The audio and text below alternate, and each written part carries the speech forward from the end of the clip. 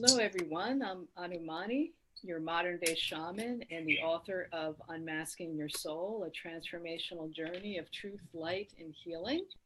And today I have a special guest, Hayley Evans. Hi, Hayley. Hello, how is everybody?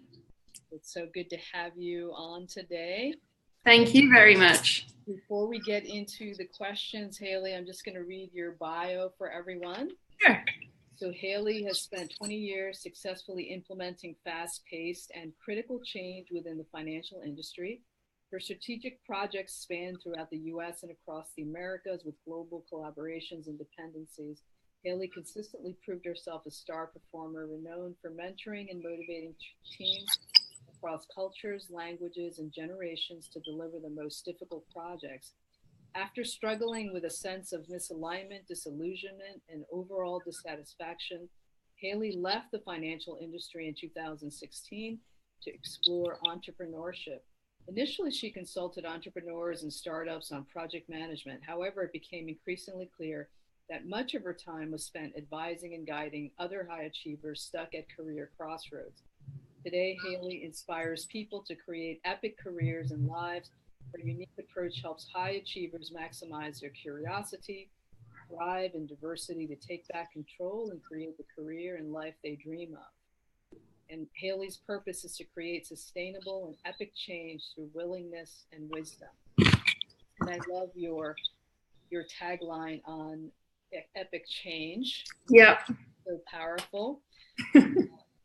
And I know you're much more spiritual than this bio says. Right. You have to find that happy medium.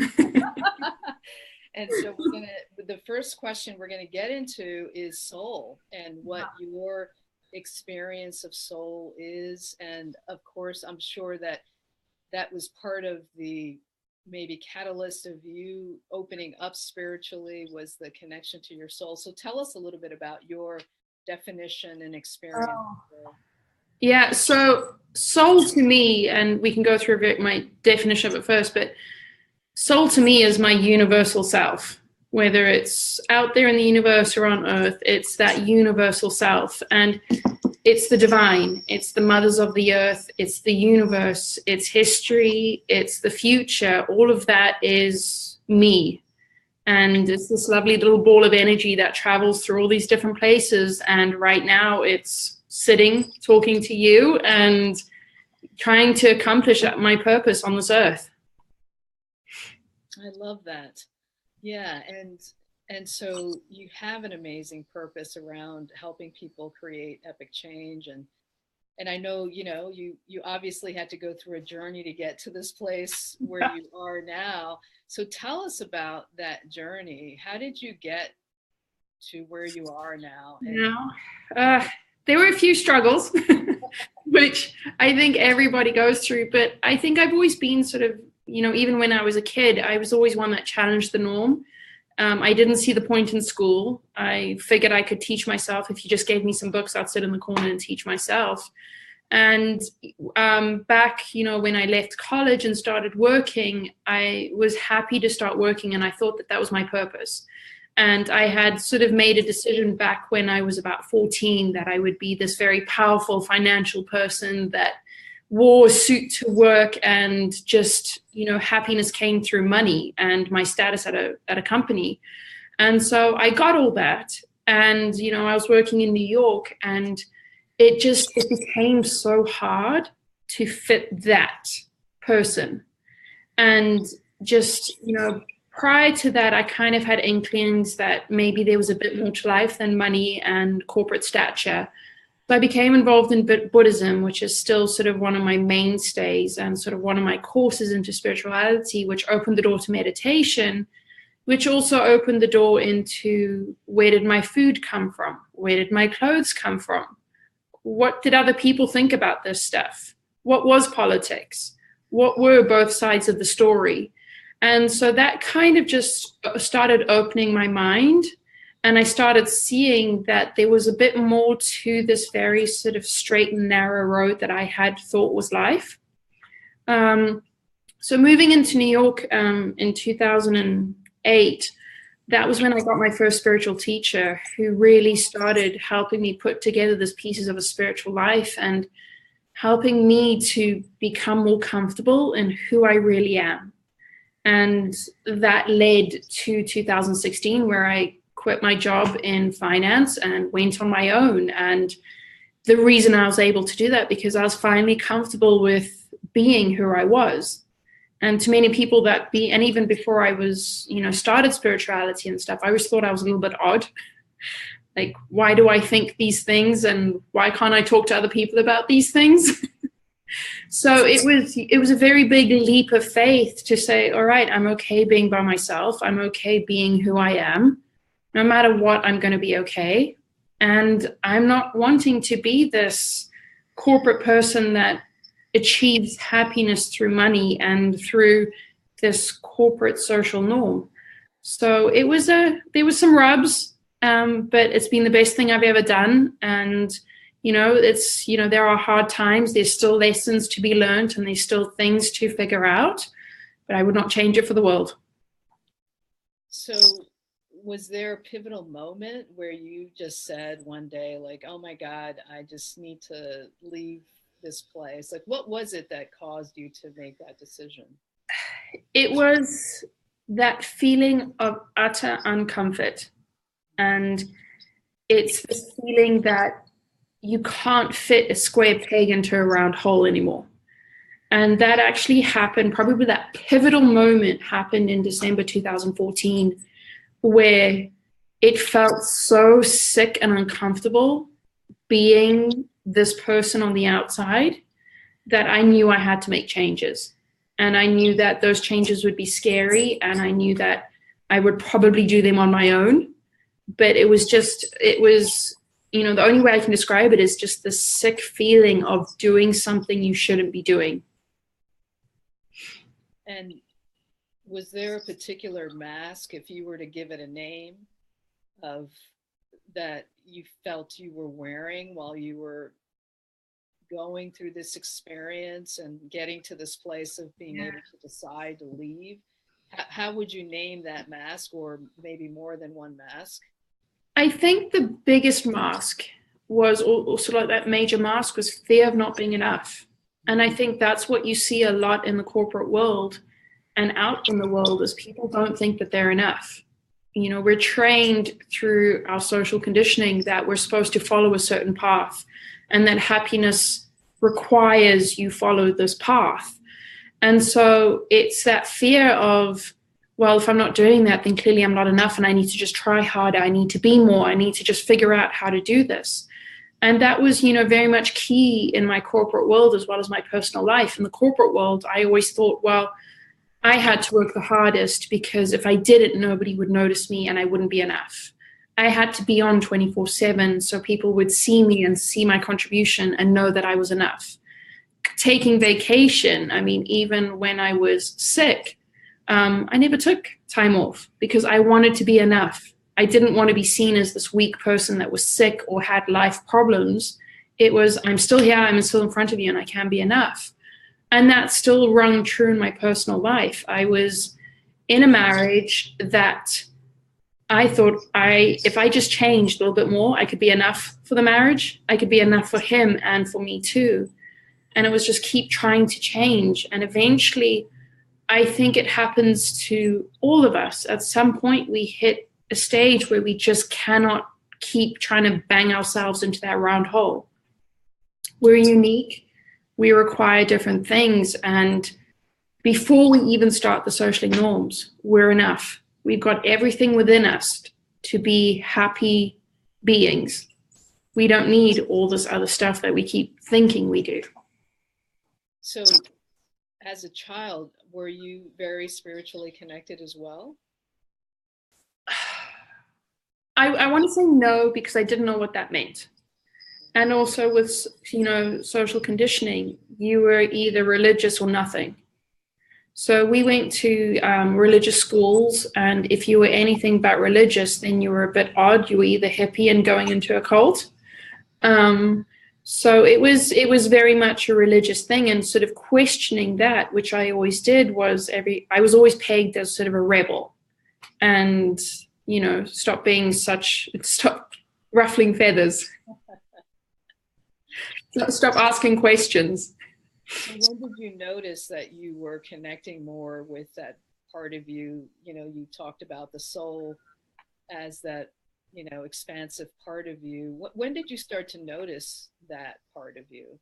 I think when I got a spiritual teacher, which just happened, the universe works in mysterious ways, and these two wonderful women came into my life that I had no idea what it meant. One was a chiropractor who put me onto an acupuncturist, and the acupuncturist became my spiritual teacher, and she kind of was just like, that's what this means. And I was like, oh, I get it now. And you start putting the puzzle together, and when you do that, it resonates. And that's how you know it's true. That's how you know it's authentic, because it resonates in your body. And you're like, okay, that's what it means, and this is what I need to be doing.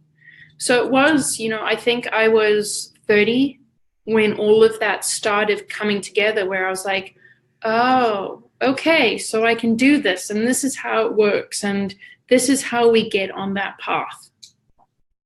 And how about a lot of what you've talked about resonates with me. I also envisioned myself in the corporate world and being a businesswoman and having to let go of all those ego personalities that were created through conditioning and experiences. So did you find that there were others around you who maybe were in a similar place but weren't willing to speak about it? Yeah, I call that the new version of being in the closet. And I think it's, this was, I've been out of the corporate world now 1.5 years, but even when I was in there, once, I used to have little notes on my computer that would say, like, hello, what's my habit? How am I reacting? Just little triggers to help me to remember to stay in the moment. Right. And people would see that and be like, oh, I have this little thing that I do. And we'd like quickly uncover it and be like, don't tell anybody. So I think there's certainly so many people that are on the spiritual path that are in the closet. It's not cool to do it at work. And if you do it at work, you're a bit of a hippie and you're a bit of a floozy, and that does affect your career. So there's tons of people doing it in the closet that have spiritual practices, that meditate, that do feel like there's something out there, but embracing it and sort of going into a meeting and saying, right, we're going to have a 5-minute meditation before we get going is not happening, and it's not going to happen until it's okay to come out the closet. And you and I have talked about this because we know that we want to help change that. So for those people who are sitting in those organizations and they want to do something different, what would you recommend be their first step? Like, how do they start to go deeper into the place they're being called to? It might be a little scary, right? Because you're surrounded by a lot of people who are not, may not support you in that or may not understand. And so you're keeping it secret. So what would be a good way for people who do want to explore more of that part of themselves? What would you recommend they start?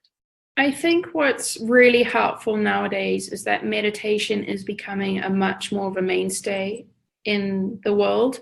And you have meditation centers, and embracing that lifestyle, albeit privately, is much more norm now. So I think go to those centers, find a teacher, and read up about stuff.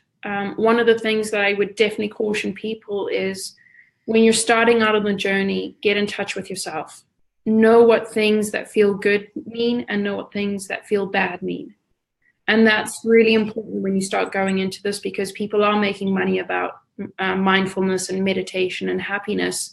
And you want to get a teacher that will help you along the path in a very sort of structured and, I think, the right way, which could mean so many different things. So it's really important that that resonates with you and you feel good about it. I think once you start doing that and once you start learning about it, you can start taking those into those workplace, and you can start practicing them on your own in the workplace. And people will start to notice that you run meetings differently. You're no longer caught up in sort of the stress of things. And people will ask you, how are you doing this? Why are you always so calm? How can you snap out of situations so quickly? And that's how I started talking about people. But it is really tough, and especially in New York, if you're in certain industries, that being too far out there is going to hurt your career. And that's just what it is right now. So I think it's very much keep it private, share little things that you have in a different language. So don't, I think going into the workplace and saying, I meditated and I chanted and I rang some bells today will get you some odd looks. So perhaps just say, I meditated and I follow some practices that really help me to stay calm and be more productive at work. And I actually bring those into meetings. That's a whole different way. And like people are actually engaged now and a bit more curious about what you're doing and how you can share it. Yeah, it's funny. You remind me of a story myself. I was at my doctor, and this was several years ago, and he had gotten my blood work back, and my cholesterol, the LDL, was like really low. And he goes, "How did you ever achieve that?" It was like 80 or something. He goes, "That's like rock star, like levels." Yeah. And I said, "What you said?" I said, "I meditate." And he goes, "Oh, I hear people." He's like, "I've been thinking about doing meditation." Yeah, and I'm absolutely sure that, my consistent practice of meditation twice a day contributes to being healthy, along with other things. But yeah, you reminded me of that story that my doctor was asking me how I had done it. And it really was through meditation that. Yeah. And meditation has by far been the key tool. It really has. Without meditation, I wouldn't be where I am today. And I wouldn't in terms of career, but in terms of the person that I am. It's meditation allows me just to find that space between reacting and creating the outcome. And I think that is key too when you take that into the workplace, when you're meditating and you're able to go into the workplace and people expect you to just react and you slow down and you take the time yourself. That means everybody else is taking time too. If you pause on a call for half a minute or 20 seconds, everybody else is pausing because they're waiting to see what you're doing. So it's those kind of sort of nonverbal cues that just by you practicing your habits and changing your habits, behaving a little bit better, speaking a little bit better, you influence the people around you. And before that, they're even doing it. And before they know it, they're even doing it. And, they'll feel different. Meetings will go different. And people will start asking you, like, how do you run a meeting? How can you, back to that, how do you snap out of these tense situations? 1 minute you're tense and trying to get your point forward. The next minute it's all over and you're happy again. That piques curiosity, and that sort of allows, again, that small moment of time to say, well, I meditate. I choose to, be a little bit different and try and be the best that I can be. Are there any other spiritual practices that are your favorites that you try to combine into, or anything connected to your own self-care and your spiritual journey that you would want to share with those listening? Meditation is number one. The second one is knowing who I am. It's so easily overlooked, but understanding your values, as in, who are you now? Who do you want to be? Is so key to it. And I think once you have values that resonate and you review those on sort of a daily basis, at least at the beginning, it becomes so much easier to live that and to be in the moment, because that's who you want to be and that's who you're proud to be. So yeah, meditation and your values, knowing who you are. Wonderful. And living into that, I think, really changes how we show up in the world, what we experience, how we feel. It's like you become this magnetizing energy, Yeah, of the truth that you hold within you. So I totally love and resonate with that. Yeah, and it absolutely, I know people say it works and stuff, but I've seen it work. And, even when I was in the bank, although the culture was sort of a bit toxic at times, when I left, everybody was like, oh my God, I can't believe you're leaving. And I can't believe you're taking this away. What are we going to do without you? And I had no idea that I had that kind of impact on people because you never talk about it. But it was just these nonverbal cues that happen that you're like, oh, I actually am, just by me being and focusing on who I am and that self-care, you do expand your circle of influence and you do actually help other people. And nobody's really going to come up and say it to you except for your close friends, but they do appreciate you and they do feel different around you. Yes, that's important to take that in. I think we all forget that just by showing up as ourselves, the minute you walk into a room, people feel that. Yeah, and it's you are enough. Yeah. Yes. So tell us about the work you're doing now. So I love this tagline of inspire. What is it? Inspire Epic change. Inspire epic change. Just that really resonates with me, and it feels so lively. It's what I'm doing now is embracing being an alchemist, and it's finding that magic and inspiring people to embrace and do epic change. This isn't easy change. This is a change that comes from within through your own willingness to change, through your own wisdom. You can create sustainable change, and that to me is epic change. I think what's sometimes happens with life changes and people wanting to make life changes, they go and see people that think they'll give them a blueprint and say, right, follow these steps and your life shall change. My purpose is unlocking that in people. And that's where the alchemy comes in. It's that magic of finding the wisdom within and unlocking it so you can figure out your own path. So you can kind of find your blueprint and create epic change as many times as you want it to happen. And I think that's authentic change. That's the kind of change that not only changes your life, changes your family and friends' life, changes the world.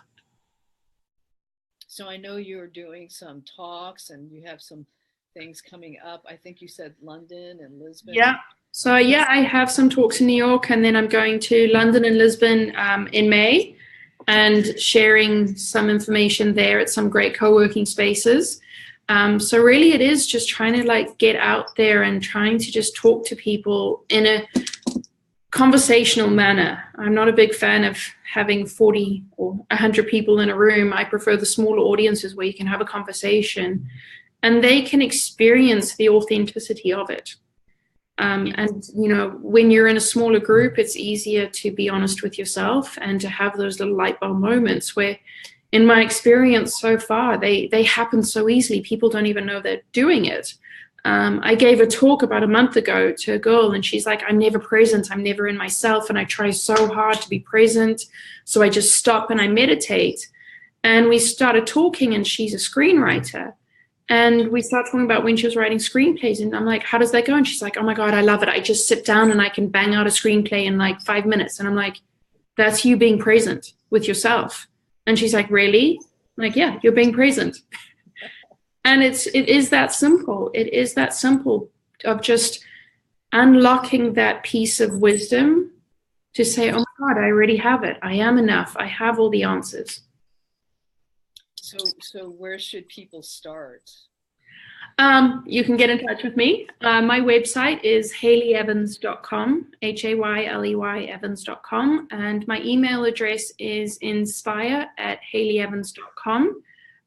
So yeah, feel free to get in touch and I'd be happy to chat with you, help you through it if you want, and maybe just give you some pointers on how to start. It just takes one small step. And do you have any upcoming talks in New York? Not in May. I may have one around the 19th of May, but June I will be back in New York and focused on setting up some events, hopefully at Now Wellness in Chelsea. Okay, so we'll just put your website info underneath the video so people check out your website. Definitely check out the website, and I will be updating the events page probably halfway through May with all of the sort of US-based events. But hopefully we'll be doing some more Facebook Lives with yourself and others. And, I just feel free to get in touch. Anything else? Any last words for the audience before we close up the show? I think it's just embrace being you. You are enough. And just be a little bit brave and be okay with that. And just sit with yourself. Sit with yourself for a couple minutes with a piece of paper and a pen and figure out how much you are enough. Who are you? What do you want to be? How do you want to be? And you'll be amazed at how much information just comes just by writing that. And you'll figure out that you're more than enough. Yeah, that's beautiful. I love that. And just to remind everyone, you are loved and you are loved. And we'll be back here next week. Thank you, Hayley, for joining us. It was Thank you, Anamani. Yeah. Love it. Thank you for everything you're doing too. Oh, you are so welcome. And I'm sure the audience will be seeing us doing some more stuff together. Absolutely. Keep an eye out for us. And lots of blessings to everyone. Thank you, Anamani. Bye. Bye.